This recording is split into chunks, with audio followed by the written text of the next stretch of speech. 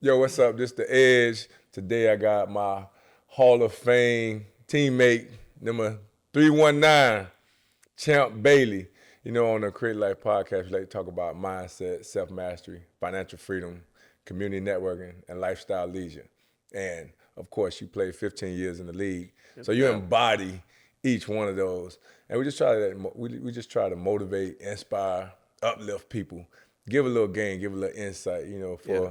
For a person like yourself to be able to play 15 years, like, first of all, the journey to get there, but what kept you going to be able to put in that much time? After a while, the game kind of gets Yeah.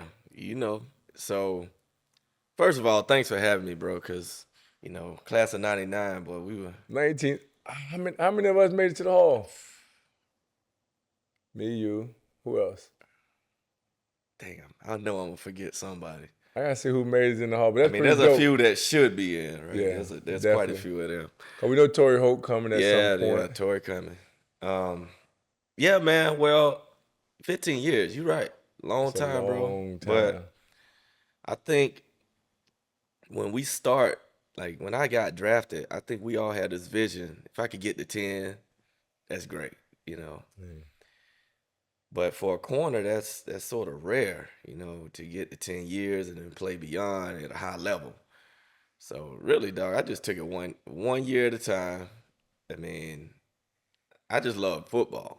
So Love the it really game. wasn't about, I mean, I love the money that came with it, but I still love what I did. I was good at it, and I just put the time in. And my mindset was to really just be the best. And I just wanted to make sure I was compensated that way as Yeah. well. So, You got but compensated pretty damn good. right, had to. That's just understanding the game, the business of football, and your leverage. But that's what your agents are for. To make sure you get what you deserve, and you just got to do the work. I control what I can control, and worry about that part, and let the rest take care of itself. At what point did that mindset start? Like, okay, let's go back to Champ Bailey. I know you always, I mean, you get when you do a bunch of interviews, you always talk about your past and how you get there. But we like to try to give some insight. Like I said before, like that mindset that say, okay, I want to be one of the best. I want to do what it takes. What Right. was the Champ Bailey mindset at an early age? Early, it was really that same mindset. I like again, the first time I touched the ball, I scored. Like when You I played played, Pop Warner. yeah, when I played defense, I'm hitting people. So I knew the game was for me, just from a physical standpoint. But as I got older, it was really the people before me that let me know that I had a possibility of going to the next level. Oh, Middle okay. school, high school, college, then the pros. Because if you don't see people do it that look like you don't feel like you could do it.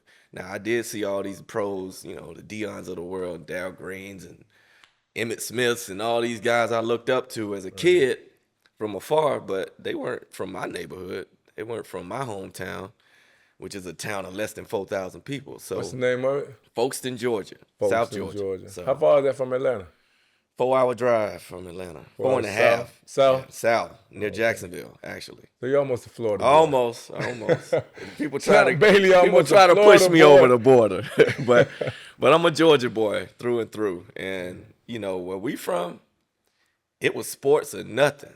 I mean, at least that's what we thought, right? That was, I still people to this day ask, why more kids can't do what y'all did. I'm like, everybody not good at football, so Right. so that's when I realized, going back home, that was a problem. But for me, I was fortunate enough to be good at it. I loved it. I put the time in, and the results are the results. Right. It was really driven from passion for the game. Did you? I grew up in a sports-based family. Like, I grew up in Yeah, Immokalee. That's what you do. You play yeah, ball, and in South Florida, you play ball. Was it your uncles, your brothers, your cousins, everybody that was that? That was life. yeah. That was life. I mean, my older brother, he's 3 years older, so he played ball since he was 8, 10 years old, whatever it was. And I just followed his footsteps all the way through college, like all Yeah. the way till I got to the league. I was right behind him, and he really set the tone for what it took. Right. Now, coming up, everybody would tell me, yeah, you're a better athlete than your brother. But I never saw it that way because he was always better than me.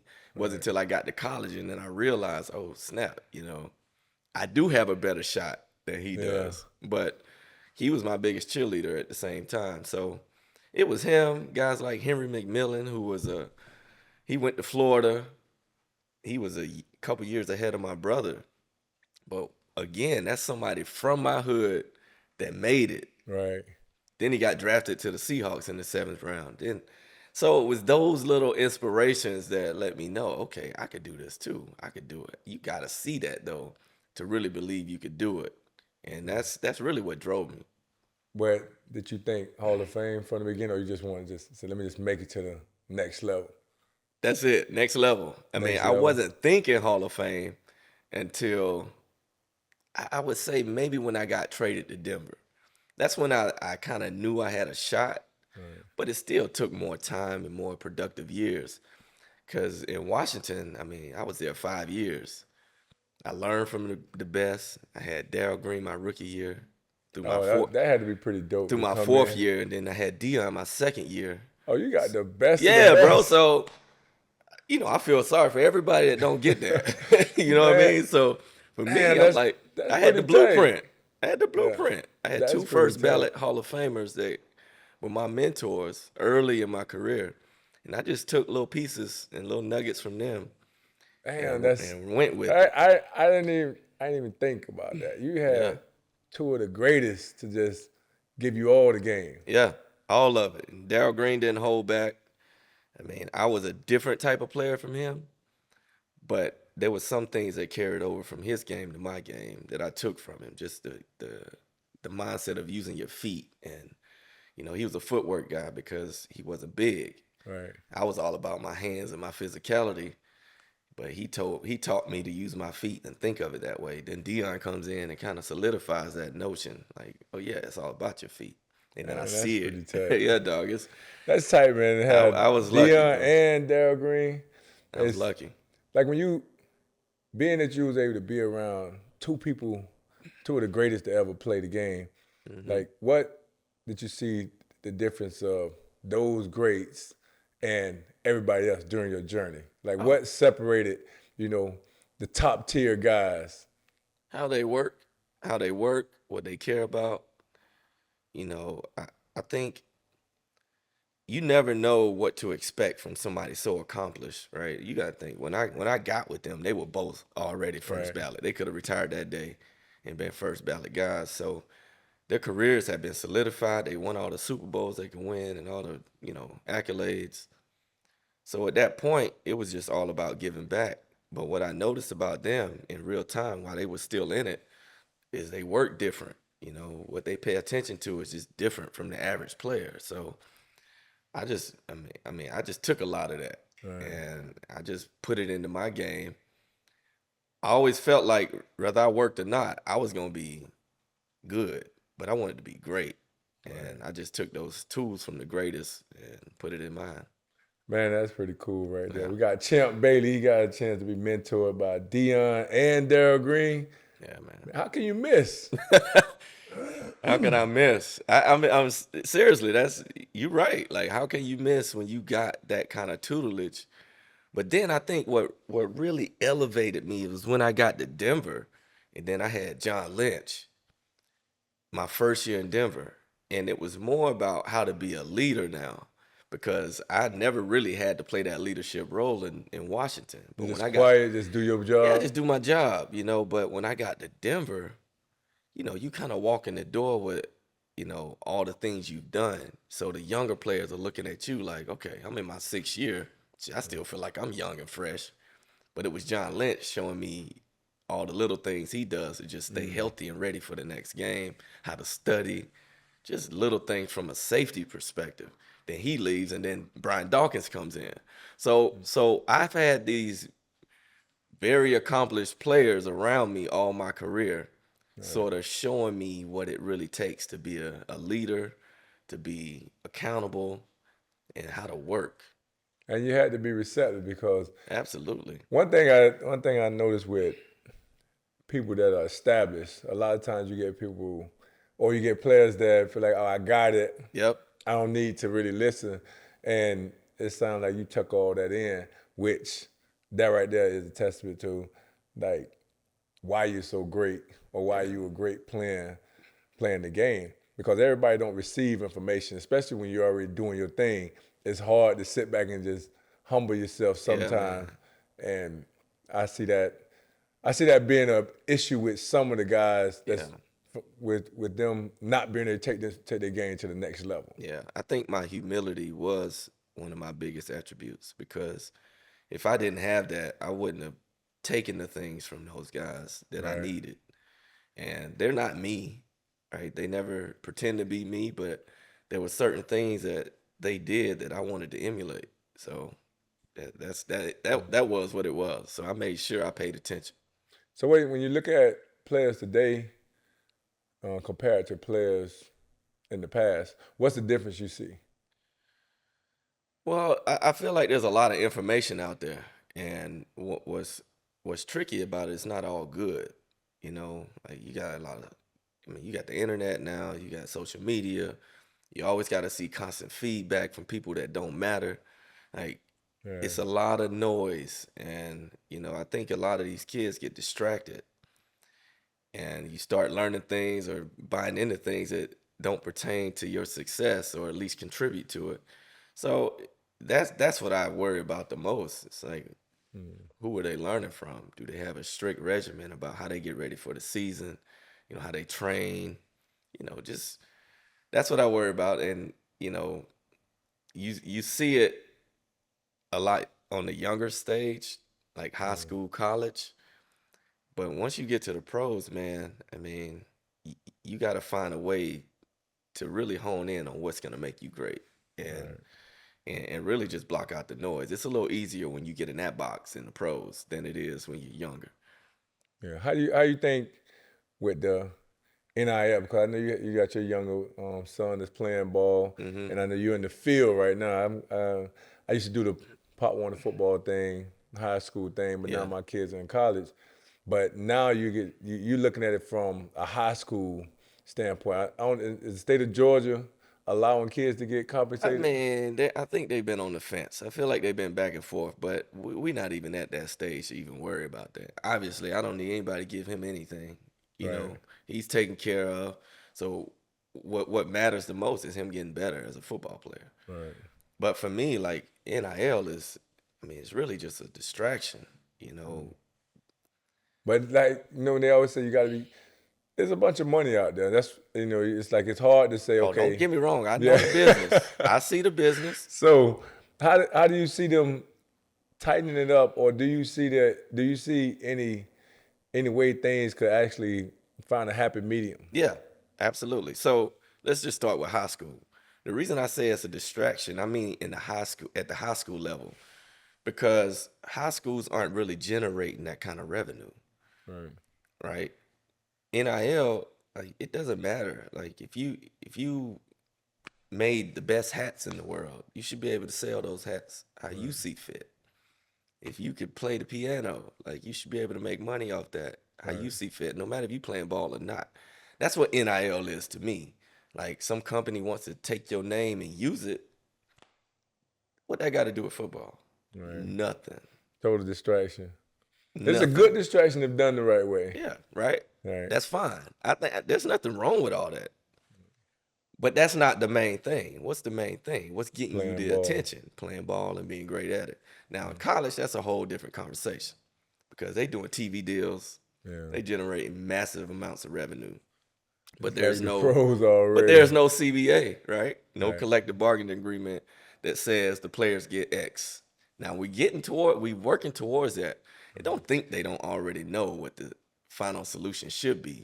It's just how do they slow play it to keep these salaries high for these coaches. Like, Yeah. there's coaches, multiple coaches on every staff making seven figures. So it's like, okay, well, when does that money trickle out to the players, right? Who's actually doing the work? And to me, like they say NIL in college, I'm like, well, why? What does that matter when? everybody's showing up the same time, working the same amount of time. Like everybody should be getting paid the same to start. Now, Right. obviously, your quarterback gonna be more valuable than your third string running back. That's Yeah. just the reality of business. So you pay the most important, but there's no scale for it. Right now. So until we got that, then what are we really talking about? What are we Oh, talking about? So anything I do outside of that, like your marketing deals, gonna be different from mine. right. But I shouldn't have to negotiate those with the team who's already making billions of dollars. That those numbers should already be in a contract, not a Wow. scholarship, right? So we getting there, but they Yeah. slow playing the hell out of It's gonna take some it. time, but we gotta find something right. Yeah, because it's just a bad setup right Yeah. now. It's a bad setup. In the Creative Life, we like to talk about self mastery. And when you talk about self mastery, it's things that you've done or things that you've mastered. So when you say Champ Bailey, what's some of the things that Champ Bailey has mastered or the skills that took him to master life after football, but it was something that you utilized from football? Dang. Uh, Building bridges. And I don't take that lightly. And what I Yeah. mean is, you know, there's many a times where we in a setting where we gotta shake hands and kiss babies, right? Yeah. We don't know anybody in the room, but I make sure I smile, keep it, and keep that feeling, you know, good around people. Keep people having a good memory of me. Right. Because what happens, and I notice this now, I left I left Georgia when I was 20. I came back when I was 35. So that's 15 years of being gone. And what I realized is all those people that I was in class with, all those people that I rubbed elbows with on campus, they're now business owners and they doing big things, whether it's in the corporate world or running their own business. Mm. I work with a lot of those people now. So, Right. but imagine if they never had those positive interactions with me. I Yeah. was an asshole, didn't leave a good impression. Did I understand what I was doing at the time? No, I didn't. But now when I reflect on it, that's one of the things I tell a lot of young players like, man, don't burn bridges when you don't have to. Right. Like the only bridges you should burn is the people that, do you wrong. Yeah, the bad people. Yeah, it's Burn the like, bad bridges. but you never know where your opportunities are gonna come from. So, I mean, I'm involved with several different companies now, just on a rather low level or high level, just based off people's Relationships. the relationships that I built over the years, whether intentional or unintentional. I mean, people have, you got to think, like, how many people come up to you and say, yeah, I sat in this class with you, Yeah. or, we was at this event together. You don't remember that, Nah, you don't really pay it. You but really they don't remember pay it no you. mind. They remember you, and they remember the feeling that, they had when they met you, or shook your hand, or you signed something for them. Like, man, those little things go a long way. And I never took it for granted. I didn't realize the power in it at the time, but I see it now. Right. Boy, I see it. You play golf. Me and Takio was talking about golf. I don't really get out there. I don't either, bro. Yeah. We in the same boat. Yeah, we had this we both look at things from two different angles. And I said a lot of guys, when you talk about relationships, you're talking about, meeting people. Yeah. A lot of guys like to play golf. Yep. So when you talk about you now, like how do you balance like retirement, knowing that you used to be doing stuff every day, Ooh. all the time, and I know you have business, you have your children, but how do you balance it, like to get that rush or that feeling from playing ball? You know, I'm gonna say I don't yearn for that feeling like I used to. I've been out 10 years now. I retired 10 years ago. So since I've been out, the first couple years was challenging because I didn't know what I wanted to do. People would call with opportunities. I turn them down. I listen. I didn't really understand what I wanted to do. I think the hardest thing for me was getting in the regimen of working out, you know. Taking care of Yeah, yourself, just taking care of myself because nobody having to tell you that you oh, got to make this. we had physicals like clockwork every year, right? Yeah, Exit physical, entrance physical. Like we always were told where to be and what to do. Fortunate enough for me, I made enough money where I could kind of sit back and figure out what I wanted to do. Right. And you make deals and endorsement deals throughout your career, but now it's a whole different mindset on how you Mm. approach these business deals. And I got a little bit more to offer than I did when I played. So just understanding stuff like that, and new opportunities, and Mm. really how to manage that time. But I kind of I'm in a comfort zone right now, but I'm always looking for something bigger and better. Just trying to do more. So what type of things you got going on right now from a Well, business I standpoint? sit on the board of a couple companies, a healthcare company here in the state, Peach State Health Plan. Sit on the board of another company, medical cannabis company, the first Mm. one to sell cannabis in the state. They're huge in Florida, True Leave. So just those two deals, have been solid for me for the past 4 years. But, for me, it used to just be, you do a commercial or you do an ad or Yeah. but now, Promo. yeah, just a little promo, Yeah.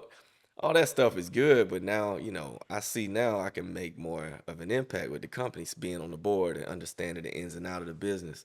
Plus, I'm learning as I go. Right. And then, just doing some one-off deal, had a one-off deal with Aflac, and, just there's a lot of little things that come up Right. that, you know, really makes me want to jump and get into it. But, I do a lot more with my foundation now, back home. Right. Finally figured out the best way to give back to my community where I grew up. Right. I think that's one thing we struggle with, how to give back, take care of your people. Because, when you leave a small town, everybody expects you to come save the day. That's just Definitely. not realistic, bro. Their problems become your problem, Oh, yeah, you hear about and everybody if you issue. can't solve them, Yeah. you become a problem. And whether you like it or not, you become a psychiatrist, Yeah. And it's unfortunate because, they see success and they see it as a way to enable themselves to get out of from up under whatever they're dealing with.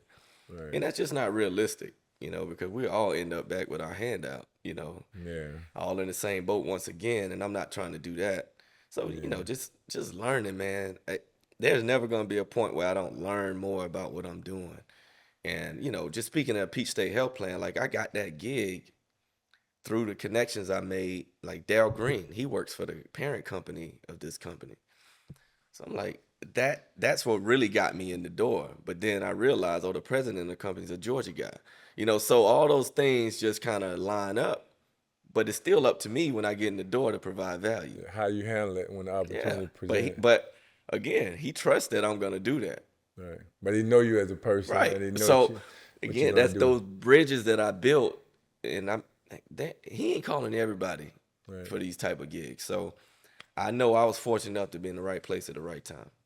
Yeah. Like with business, do you see um, from playing sports and being an athlete, is it easier to go into business and count on people than if you just go out there solo doing things?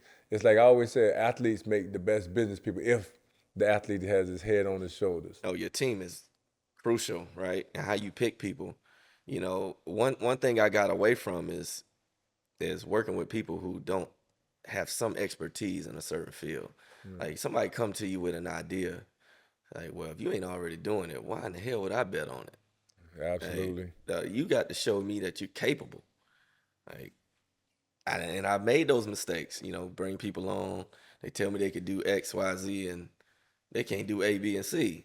So Yeah. it's But how do you vet those people? How do you vet those people, like from what you their knew track in the record. past and now? Your track record. I Is mean, you have to look at everybody's track record. mm, Like anybody doing anything, if they say they could do it, then they should already done it. I And then agree. if they want to, use your name or your money to further along that cause or whatever that is, then it should be an easy bet because they already doing it. You just trying to help scale it or make it bigger. Mm, Those things don't happen very often because everybody always coming to you with that handout to try to get their leg up, but they really haven't put in any work. They just right. want the easy way, and it's not easy, man. Vetting people. Yeah, you I know. But found that as a challenge in that very, because very challenging. I think they have professional people that just know how to get in the door, but they really don't know Yeah. exactly what they're doing to help you, but they know how to word it, they know how to position themselves, they got the right Yep. resume laid out to trick you, Yep. and it's hard to really figure out who's real and who's not. That's that's that's everywhere, man. I don't care what type of business being presented to you, what opportunity. There's so many people that they just fake it. They act like they know. They don't really know. I think Right. we all want to do well, but most people want to do well for themselves and not the Mm. team, you know. So, I'm a team oriented guy. If I'm the only one eating on the team, then that makes no sense. Like Right. everybody got to eat, or else nobody eats. So Yeah. It's that's like the just my NFL is mindset. like a fraternity. You know, you start seeing everybody start clicking up, and I Yeah, see man. that and you see these different situations where I see y'all doing the what you doing the TV thing with Spikes Yep, or yep. doing those. So where that come about? So funny enough, I did TV. I think maybe my second year out of Did you go league. to class for it? No, I Just refuse. I raw. refuse to. And it was just just being stubborn, and part of me wish I would have, but I've had my training doing stuff like this, right? Right. Sitting with guys like yourself, just having conversations. And my knowledge is my knowledge. I know the game. I mean, I know football. I could watch a game and point things out. That's not the issue. It's how do you communicate it. When I first retired, I went and did Fox Sports NFL Kickoff. Right. It was like the show leading into their main show with Strahan and those guys. I did that for a year. Didn't really like it. For one, it was on the West Coast. So you had to fly out every week. Oh, every week. I hated that part. But then it was too scripted and tailored, and I wasn't comfortable. So they I was wasn't telling you what to comfortable. say. It kind of, Kind of lead you it was into it. having those conversations before about what we're going to talk about, and then what I was going to say, and I'm like, damn, why do I got to know what I'm going to say right now? I might change it come Right. Sunday, right? So I didn't really like that part of it, so I did that one year, got out of that. But then a friend of mine, who's the chief content officer for TNT Sports, they picked up football all of a Right. sudden on True TV, one of their networks. So what would be the difference between this and your previous gig? That's what I'm gonna get to. So the Mm. difference now is if you pay attention to Inside the NBA with Shaq, Chuck, and those guys, we use that same production crew, same Okay. studio. It's very laid back vibe. They let the experts be the experts, and that's what we are. We're the ones that So went you got out there. freedom. Yeah, we got freedom to say what we want. Nobody's dictating what we just talk about what the topics might be, and it's not like we're talking about it a week or two in advance. Like, nah, some things may happen overnight that we might need to insert into the script. So what I love about it is we're just sitting talking football. Right. So when I'm sitting there with Spikes and Victor Cruz and Adam Lefko, we all love football. We talk about it as if we're in the green room talking about it. Mm. And then we Just take come that, yeah, natural. then we take that conversation to TV. And it's natural. It doesn't Right. feel forced. It's fun. They easy to hang out with and you shoot the shit with. Like it's everything you would want a studio gig to be. And it's And right here in yeah, it's right Atlanta. here, 15 minutes from the crib. I shoot down Oh, there. that Oh yeah, makes it it's better. dope. I don't have Yeah. to go anywhere. But again, it goes back to the people that are doing it. They're experts at it. They know what they're doing. They know to allow us to be who we are.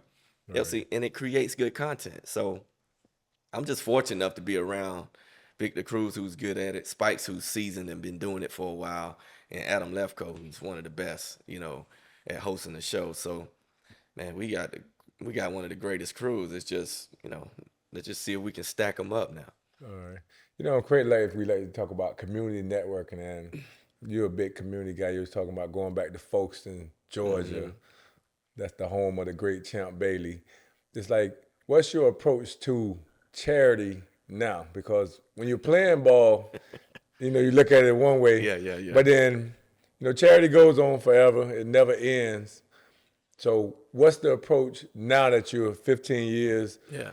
in the league, played, and you see things totally different? You know, when like I say, when you leave a town like that, I mean, the moment I left, I'm talking about 18 years old when I left, went to college, people immediately look at you as a success story, regardless if I went to the pros or not. They just Right. saw I'm on full scholarship at University of Georgia, bam. So the mindset is, what are you gonna do for us now? And I bought into it because I used to be one of those people, Right. right? I used to be there wondering when somebody's gonna come save us. But over time, I realized, and this is based off feedback, we would do a 3-on-3 tournament. People complain about it. We do a football camp. People complain about it. And I'm like, man, first of all, are we really impacting the community? Like, are we really doing anything? Because it wasn't like somebody was already doing it and we went and supported. So we kind of flipped the model and say, okay, we're going to support those that are already doing the work. Right. So over time, it took a while to really identify who those people were. And come to find out, it's people I grew up with, that ended up doing a lot more work than I ever imagined they would do. So one of my childhood friends, he's a pastor now, Antoine Nixon, call him Cheese. I mean, he starts doing these things. His organization is called Sowing Seeds Outside the Walls. So Sowing Seeds is all children based. He's just taking these kids on trips and just getting them out of that box, right? But over time, what I realized is, okay, how do I empower him so I will help pay for this trip or do that? But he's doing the work in between time. Every time he see me, it's just to support something that he has coming up. But he's already doing the work in between to get these things set up. So now we started doing, like last night, we had a Facebook Live conversation. The reason we started doing that is because we've been trying to get some people we grew up with out of prison. All right. There's a lot of people that got caught up in the crack epidemic in the late 80s and 90s that are still locked up. Like, for several reasons, they're still locked up. Racism, bad representation. One of my boys just got locked up this summer for vehicular homicide simply because he had a bad attorney. So those are the issues that matter to me back home, because when you take a guy like that who was a local barber, guy I grew up with, had been in and out of the system, finally got his life together the past 10, 15 years, and now they just take him away from us because he got in an accident.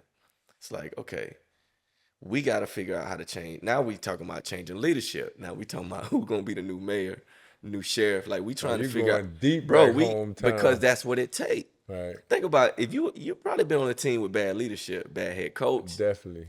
right? Yeah, definitely. What does that do to the 53rd man?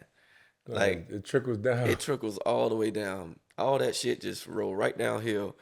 And that's how it is in the community. Like, you don't have somebody that's really caring about people that live there and giving them opportunities from the moment they're born to the time that they want to make a decision about whether they staying or going. You got, when you grow up in a place like that, success is getting out. It's like, it shouldn't be like that. Success could still be you staying here, working a local job, a local trade, or whatever. So just trying to create more opportunities and reset the mind of people that are from there, because not a lot has changed since I left. So the way I give back is I support those who are doing the work. Like, if you ain't doing the work, don't come to me talking about, well, I do this and do that. Like, no, because it's that just makes sense though. it's just gonna be a one-off. We're gonna do this, put a band-aid on something. Next thing you know, that band-aid ripped off and that problem persists. So I see the results of what we're doing, because all these conversations are starting to be had about this one particular case where this lady's been locked up for 34 years for simple possession, cocaine. Like, 30-something 34 years. years, Yeah. a woman, black woman. I don't Folks know. in Georgia. Boy, look, and there's more to it. Like, there's, and those same people that incarcerated her are still in power. You gotta go run for mayor. You gotta go. Oh, no, I ain't going back. Champ Bailey coming back to run Nah, for so folks. that's the beauty of it. See, these conversations are gonna bring out the new leaders. Right. That's all it is. We just got to make sure people know that they got support, because people are scared down there. Like, if you challenge authority, your ass can end up in jail. Like, you can end up dead on the side of the road. Don't think it ain't happened over time. It's I happened. ain't going to Folkestone, Georgia. I will Bruh, not be riding through well, Folkestone. give us a couple years. I'll tell you when to come. Hey, I'll tell you when to come. we're not riding through Folkestone, Georgia. It sounds like it's still You've been to Jacksonville, 1950s. so you close enough. Yeah, it's pretty close, but dang, it's rough over there. So when you go, when now go back to we talking about giving back charity at when you were young. Who is the most famous person to come to Folkestone, Georgia Ooh, when you were young? Like who was the who came through there? nobody that I You could, never had nobody come bruh, through. no. When I was young, we had But Mark that's, Rippon. We had Mark Rippon. He played for the think about Redskins. that. I know. But this was crazy, right? So Mark Rippon comes to Immokalee in South Florida. I guess it was something through the Catholic Church or somebody Okay. knew. So he came there, and I had this football card. That was my first time ever getting a Yeah. football card signed. Now fast forward, we go to the Colts. I ended up playing on the same team with Mark Rippon. That's He came as a backup. that's right. He Dog. came as a backup. That Was was that your rookie year? I think so. But that was so crazy. That was like, so I went and I kept those. I don't know where the card at now, but I found the card, and it was I found the card. I was Dog. like, man, you ain't gonna believe this. And I went up to him. I was like, man, you ain't gonna believe that was the only person I had ever met. Did he remember coming He to your remember home? coming Uh-huh. because of something to do with his church. Okay. And I was like, man, you talking about a full circle moment? Dog. That's pretty crazy, man. I had those moments like that. I mean, first moment I walked in Redskins locker room, saw Darryl Green. Like, you gotta think, like, this dude is in his 17th year. Yeah. I walk in there, I'm like, man, what? Like, this is Darryl Green. This right here is Yeah, dog. he Like, is I the remember him cornerback. chasing people down when I was just a little jit, like 6, 7 years old. Like, that's the memories I had of him. But remember, that was on TV, so there was never anybody just walk through Folkestone Yeah, nobody. that I They can never brought remember. But nobody. I'm sure there was somebody that I'm not remembering. But you met a football player, of course you remember that. Yeah, Like, definitely. hey man, that's And huge though. yeah, They don't that was understand huge. like that impact Yeah, from a child that's from a small town, like to see people yeah, that are doing something that you potentially want to do. Like, man, come on.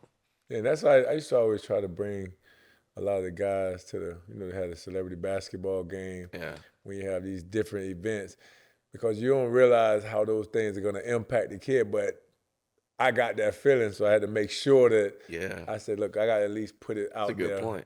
yeah, because you just never know. Yeah, bro. And for us, like we're both in the Hall of Fame. Always congratulations. And when you get in that room, when we sit in that room, that's when like those like a lot of wow moments right there because you're like, Yeah, dang, I used to be watching this dude on TV, yeah. but now it's like a phone call away, and you start having those conversations, and you see, dang, he look at football just like me, and you Yeah. start looking at it like, what's something that you notice from being around Hall of Famers that's different that's different from being in the locker room. Well, the level of greatness, everybody wearing that jacket is great. Right. Like, there is no question. Like, But I'm talking about like even the conversation and like the approach to the game. yeah. So what's funny is there's not a lot of conversations about football in general. It's just what I realize is a lot of those guys are just excited to meet me as I am to meet them, Yeah. right? And being on their level and being welcomed, as somebody on their level, because 99% of them dudes I put up here, like I Yeah. always feel like I'm still down here. Maybe when I'm older, 50s, 60s, I You start don't feeling realize like it I yet. still feel like I'm one of the young jets that just got in, and these are my leaders. Yeah. But to be able to sit at a table and have just candid conversations with Marshall Falk and Charles Haley and hear all those stories and Emmett Smith. I mean, like you say, man, phone call away. Like you can Yeah. call these dudes about business or anything.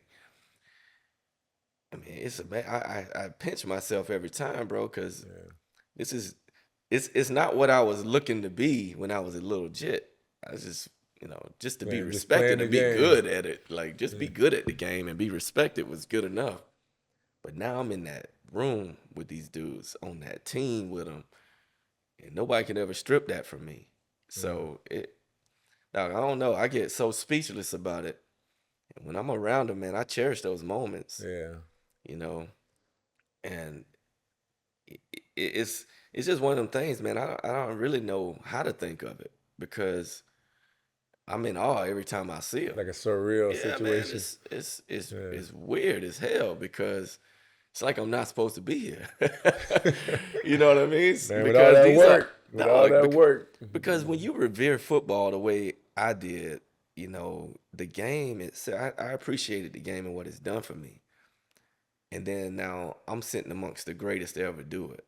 And now I'm one of 300 and something players ever put on that gold jacket. That number keeps climbing, but as we also know, we lose a lot of Hall of Famers Every every year. year. I think it's 100 and something living Hall of Famers right now. So Right, right. yeah, So, I mean, dog, it's hard to put into words. yeah. It's like with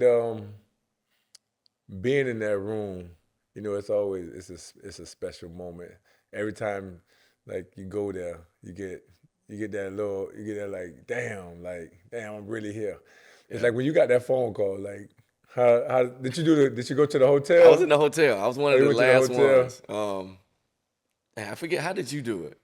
I was in the bed, You man. was in the bed? I was laying in the So they bed. didn't. So they stopped doing the They, hotel thing, which was tragic. I don't know why they ever did that, but I mean, but did you know you was like, I know I'm getting in. you know what? I did, but I didn't. I'm gonna tell you this. I had a Hall of Famer because I talked to a few Hall of Famers, Right. like recent guys that got in, and what was crazy is the way one of them, I ain't gonna mention his name, the way he talked to me was as if I probably wasn't gonna get in on the first ballot. Like, I don't know if he put any thought into what he was saying, but Was he it was, intentional or he just was yeah, I don't know. I don't know. Because you got to think, I'm coming out of nowhere asking him a question about the experience and all right? this. But he's talking to me like I possibly won't get in. So that's when the doubts start creeping in my mind. Like, damn, I probably won't get in.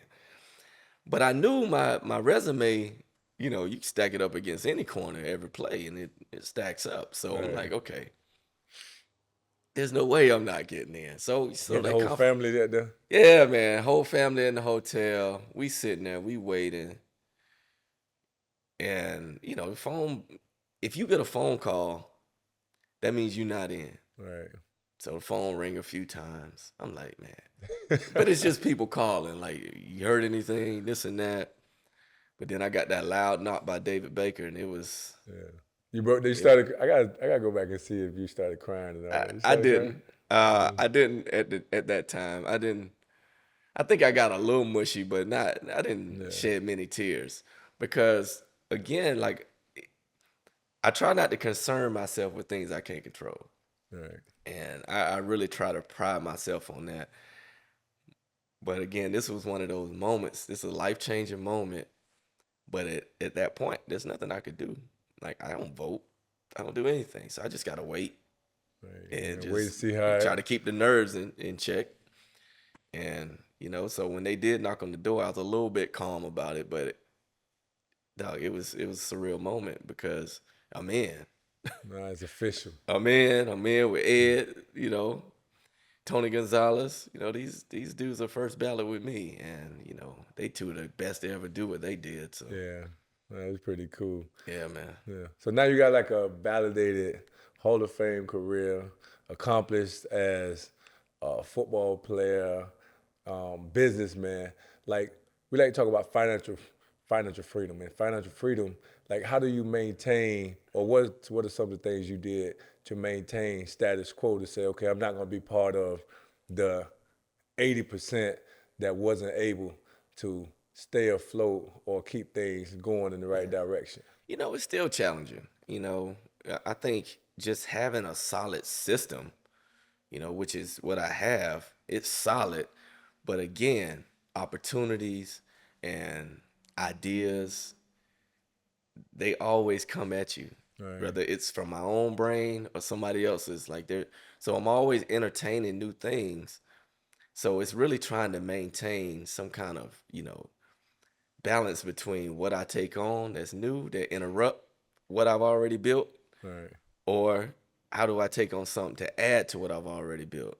Because if you take on a new adventure or new venture, whatever it is, that thing could shake up everything. So I'm Right. always a little nervous about that.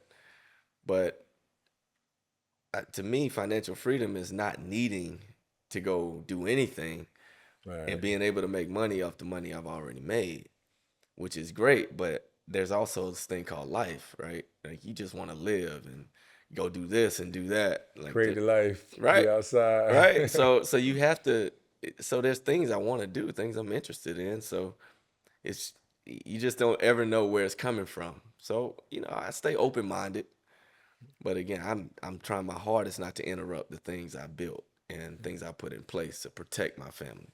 So as a for some of the younger players, younger players that's playing now, they're going to get to this point.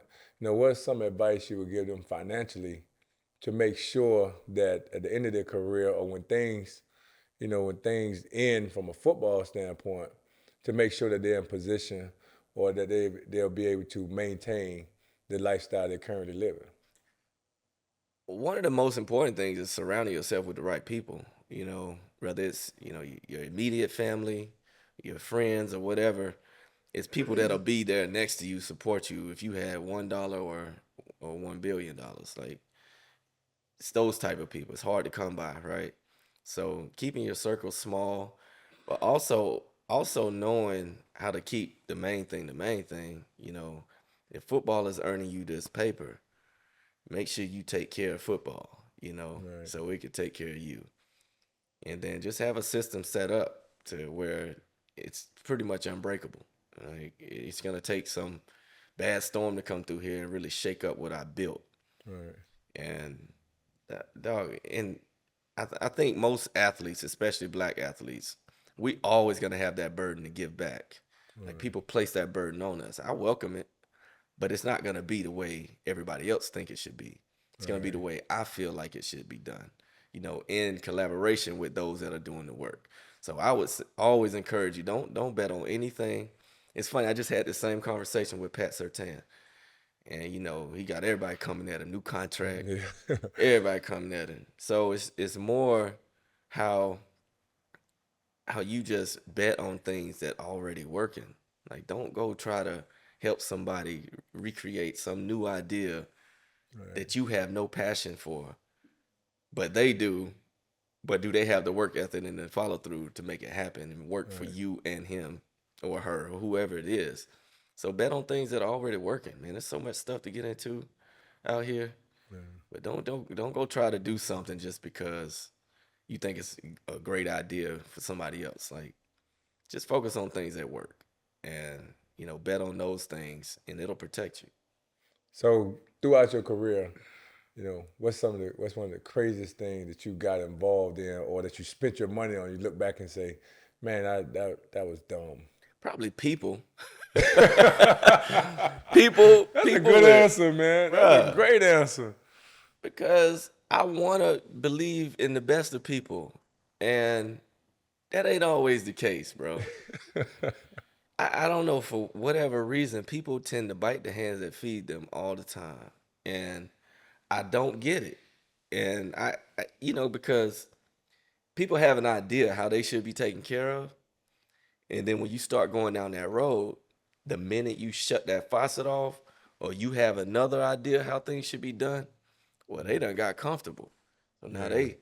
they MFing you and but again, that goes back to having people in your circle, no matter if you had one dime or 1 billion of them, they gonna be there.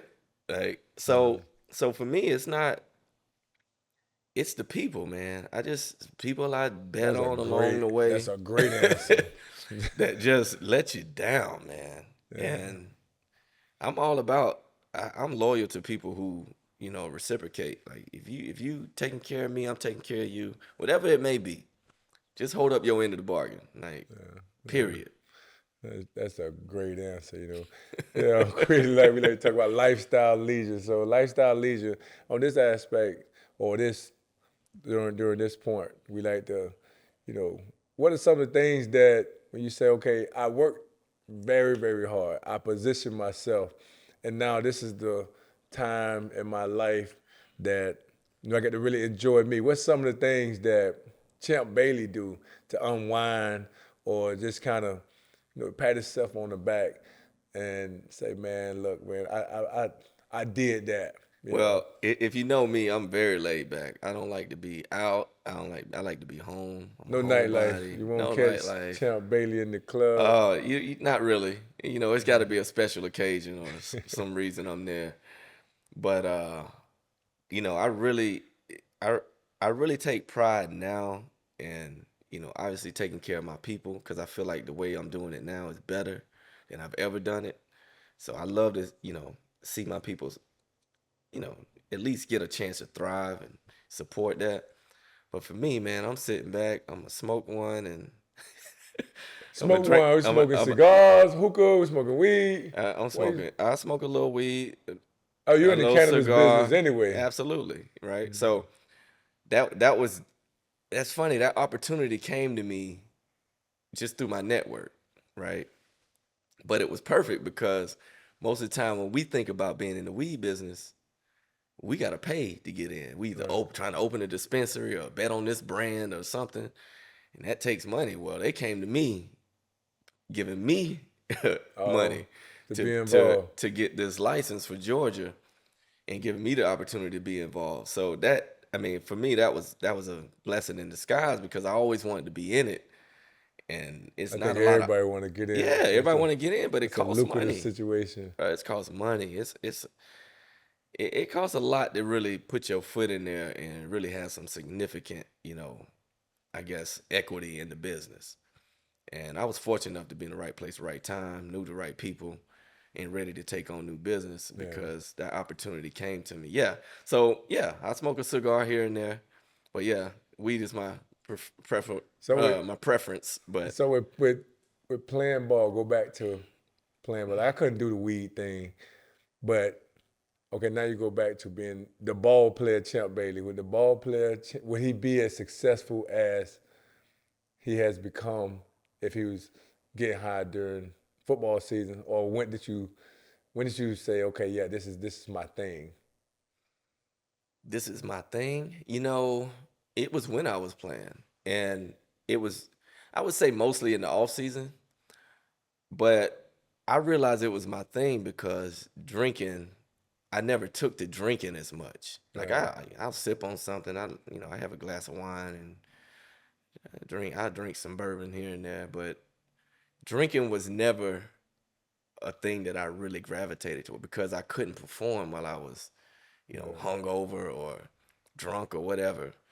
So, but weed, I mean, winding down was part of the regimen, you know. Mm.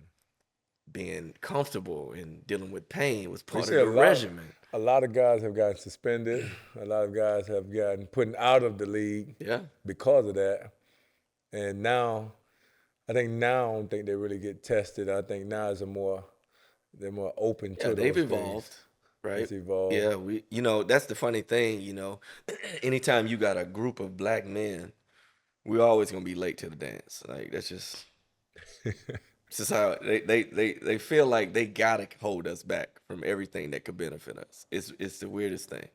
You know, you I think if you look at, let's just say, hockey, for example.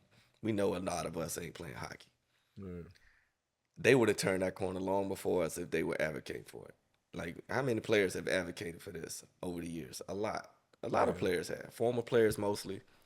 But you really are reluctant to speak out while you're playing because of the fear of being, I guess, kicked out like a Ricky Blackball. Williams, like one of our classmates, Ricky Williams. Like, Yeah. now people looking at him like, oh, he was way ahead of his time, but he Yeah. can't get those years back, right? But fortunate enough for me, I gravitated to it because it kept me from drinking too much, so when I party, it's more smoking than drinking. But it never had effects, long-term effects. It actually made me feel better. So Right. I'm gonna take what makes me feel better, not what makes me feel worse. Yeah. And I've seen what the bottle could do to people, and I just didn't want that to be me. And the pills, I just didn't want that to be me. Right. So this worked for me, and I don't recommend it to everybody, but if you're dealing with things and what you're doing ain't working, that's when I'll be like, well, try this, and then Yeah. see if it worked for you. It ain't for everybody. Yeah. I think it's you just overdo it. I think that's the problem. I think Yep, when you have a structured situation or a system to say, look, this is why I do it to wind down, but not to a point to where you're late to practice or it's affecting your play. And then I think that's where the problem comes in that's at. where I go back to keep the main thing the main thing. Yeah, If it's taken away from your performance, what the hell you doing it for? like, exactly. like you got to wisen up. That's just an immature decision at that point, because I know a lot of guys that used to drink before games, but it didn't affect them. Yeah, Like, all right, well, yeah. I couldn't do none of that. hell I no. had to be Like I locked could, in. it had to be locked in. I couldn't smoke before games. I had to be locked in. It was just, but you got to know yourself, and Yeah, you can't abuse anything. yeah. We got the great Champ Bailey here. Champ Bailey went to UGA. So you're one of the guys that played on both sides of the ball. Yeah, Now we got Travis Hunter. And this has been a conversation that's been going on. I kind of sit back and look at it. I don't really have an opinion on it because, I'm always pulling for the player. absolutely. But, do you think Travis Hunter will be able to go to the NFL and play offense and defense consistently? I think if he was provided the right situation, he could do it. How many snaps a game? Because on offense, you get Boy, 65 to 70, average yeah, around there, I would say 80 to 90, 80 to 90. 80 to 100. Now, But I'm gonna for say how, that. for what, till what age? See, that's another thing. So let me lead into it like this. So I would say because I was one of those young cats that wanted to do everything when I got to the league. I actually had offensive incentives in my contract, my rookie contract, that I put in because I was gonna lobby to play offense because I was just athlete. I knew I could do it, and I did play a little bit. But after a while, I realized, like, man, I'm making my money playing corner. Why am I risking getting hurt when I'm an elite corner, best in the game at the time? Why am I risking that to just go play offense that don't do anything for me? Right? It really it just satisfied this urge to have the ball in my hands. Well, like, let me go get some picks. So I got rid of it. I would say my sixth, seventh year when I was just like, I'm not doing it no more. They ain't trying to say, oh, hey, champ, we need you for this. No, they didn't. That's the thing. The coaches really didn't want to put me over there. There was moments where they needed an extra body or they had plays for me. And but if I never said anything, I probably would have never played a snap on offense. But for him, he's hurt right now, right? And that's the risk. And I think if he wants to be elite at one or the other, he probably should pick one. For one, it's going to be hard to find a coach like Prime that's going to let you do everything. Like that's just, boy, when they invest in you, they're not gonna have you out there doing everything. They're gonna have you going out there doing what's best for the team. Spot duty. Yeah, I think nothing wrong with some spot duty. I've seen guys do that over the years, but full time, full like if you want to be Justin Jefferson, and you want to be Pat Surtain, like You gotta make a decision. probably gonna have to make a decision. I would say, for the sake of his health and his career and longevity, pick one. But I'm not gonna tell him what to do. I want to see him do whatever he want to do. All right. Yeah, I'm a big fan of his. So it's just gonna be very difficult to go out there and guard Justin Jefferson and then beat Pat Surtain. like that's almost impossible, I bro. like the spot duty situation. Yeah, That'd be he pretty can do dope. that. And then for me, I'll be thinking more when you go back to compensation, because that's a lot of wear and tear on the body. Yeah, bro. And it's like at some point you'll be like, man, I want to be playing for 20 years, and to be able to play 20 years, I gotta. But think about your mindset when you're young. I know I want to that's get that second yeah, contract, yeah. But that's why I say that's why I right? really Like, don't have an opinion on it, because it's like, man, when you're young, man, you just want to play, yeah. and playing is all you want to do. This is just wisdom, right? Like this is an older guy that's been through it. I did it the way I wanted to do it. I think early on, if I could have done more, I probably would have. But that kind of could have also cost me some years too. So, I'm just happy it played out the way it did. All right. Oh, we always got some quick hitters, man. I'm gonna hit you with a couple quick hitters. We Uh-oh. say offense or defense. Defense. You like defense better, Bro, but you say you like come the on, ball man. in your hand. I do. That's why I get picks. What are you talking about? I solved that problem quick. Just got to go take it away, man. But offense, you get the ball all the time. And so Yeah. you say you like to have the ball in your hand. So we talk about, okay, right now we got that college football Heisman. You got the running back from Ashton Genty. Boise. Mm-hmm. And then you got Ward, University of Yeah, Miami. yeah, And then you got your guy Beck. yeah. You got Hunter. You got Shador. Then you got the boys out of Texas. Who do you think gonna win the Heisman? Right now, dog, I'm a running back at heart. Like, I played running back all through high school, little league. That was my thing. Did a little bit in college. So I'm always gonna go with Ashton Genty. Like right now. As of right now, Yeah, you think you're gonna be bro. able to maintain and keep it going throughout this? I think looking at his opponents coming up, none of them stop the run. And it really don't matter if they do, because this dude breaks so many tackles Yeah, he definitely and do break a that. lot of long runs. You ever seen a guy break that many long runs? And that's With I his would say how type you of got to size? keeping it up. That's what I was saying. Bruh. Like he off to a great start. Hopefully he able to Yeah. maintain it. Yeah. So people comparing his year to Barry's year, I feel like he could maintain it. I mean, to be honest, he could have been way ahead of Barry if he finished a few of those games. Like a lot of those games, he came out halftime Yeah. early, but he still put up big numbers. So, I'm not vouching for him to continue to have 20, 30 carries if it's unnecessary. Right. But if he has necessary carries and they in the game with a chance to win, throughout all 4 quarters, yeah, he could run it up, bro. All right. In today's NFL, which one do you think will win the Super Bowl? Elite offense or an elite defense? Ooh, elite offense or elite defense? I'm gonna say elite defense. And I don't care how good you are on offense. I remember my last year. You remember we lost to Seattle in the Super Bowl. We had the best offense, probably one of the best offenses on paper historically in the game. But our defense was not good. We lost a lot of players.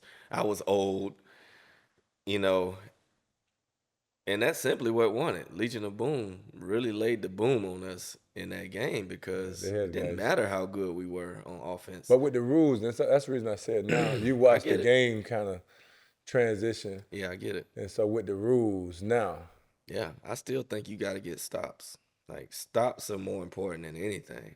I think now if you just got a terrible situation on that offense that's matching up with this defense, like say if you got an offense that's terrible, defense that's really good, right? probably not gonna get anywhere.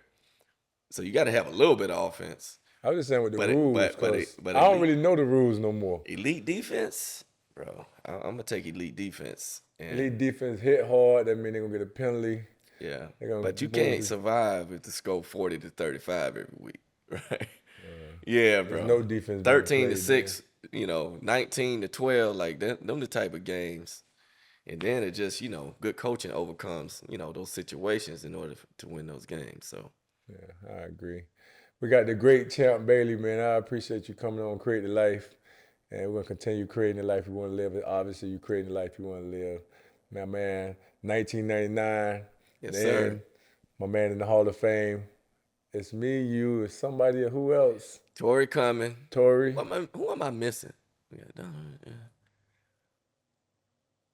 Class of '99. We gotta get back to you on that one right there. We gotta look Yeah, that one up. But we know I know Tori's we got coming. somebody else. Who else was with us? I feel like if there was somebody, I would know off the top of my head. But that's us on Create Life. My man came through. There'll be more time. Appreciate you, brother. Yeah, man. All My right. pleasure, man. Sir.